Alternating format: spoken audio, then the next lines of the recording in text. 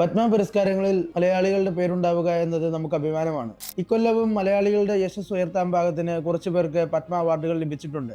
അവരാരൊക്കെ, അവർക്ക് ഈ അവാർഡ് ലഭിക്കാനുള്ള മാനദണ്ഡങ്ങൾ എന്തൊക്കെ എന്നാണ് ഈ വീഡിയോ ചർച്ച ചെയ്യുന്നത്. കണ്ടല്ലൂർ പഞ്ചായത്തിലെ പുതിയപള്ള സ്വദേശിനിയായ കൊല്ലക്കയൽ ദേവകി അമ്മ ഇത്തവണ പത്മശ്രീ പുരസ്കാരം നേടി. പരിസ്ഥിതിക മേഖലയ്ക്കുള്ള സമഗ്ര സംഭാവനയ്ക്കാണ് അവർ പുരസ്കാരത്തിന് അർഹയായത്. 4.5 ഏക്കർ പറമ്പിൽ 40 വർഷത്തോളം സമയമെടുത്ത് അവർ ഒരു വനം തന്നെ സൃഷ്ടിച്ചെടുക്കുകയുണ്ടായി.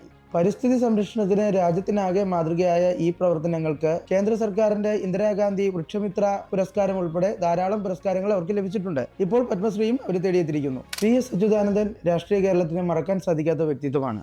അദ്ദേഹത്തിന്റെ പോരാട്ടങ്ങളാണ് കമ്മ്യൂണിസ്റ്റ് പാർട്ടിക്ക് കേരളത്തിൽ ശക്തമായ ഒരു അടിത്തറ ഉണ്ടാക്കിയെടുക്കാൻ സഹായിച്ചത്. അതുകൊണ്ടാണ് അദ്ദേഹത്തിന്റെ 102ാമത്തെ വയസ്സിലെ മരണം നമ്മളെ വല്ലാതെ അലട്ടിയത്. PS അച്യുതാനന്ദന് മരണാനന്തര ബഹുമതിയായി പത്മഭൂഷൺ കിട്ടി എന്നത് എല്ലാ മലയാളികളെയും സന്തോഷിപ്പിച്ച കാര്യമാണ്. ഇക്കൊല്ലം പത്മഭൂഷൺ നേടുന്ന മറ്റൊരാൾ മലയാളികളുടെ സ്വന്തം മമ്മൂട്ടിയാണ്.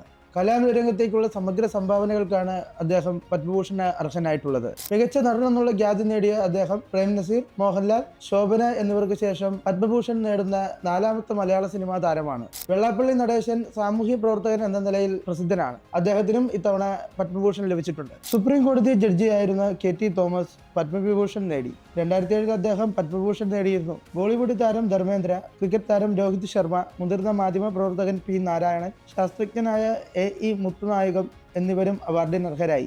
മലയാളികൾ അല്ലെങ്കിൽ കൂടിയും മലയാളികൾക്ക് വളരെ പ്രിയപ്പെട്ട അൽക്ക യാഗ്നിക്, R മാധവൻ എന്നിവരും ഇക്കൊല്ലം പത്മ അവാർഡിന് അർഹരായിട്ടുണ്ട്. ഇതുമായി ബന്ധപ്പെട്ട് വിവാദങ്ങൾ ഉണ്ടെങ്കിലും ജനങ്ങൾ അത് കാര്യമാക്കുന്നില്ല. അവാർഡിന് അർഹരായ എല്ലാവർക്കും അവരുടെ സംഭാവനകളെ സ്മരിച്ചുകൊണ്ട് തന്നെ അഭിനന്ദനങ്ങൾ അറിയിക്കുന്നു.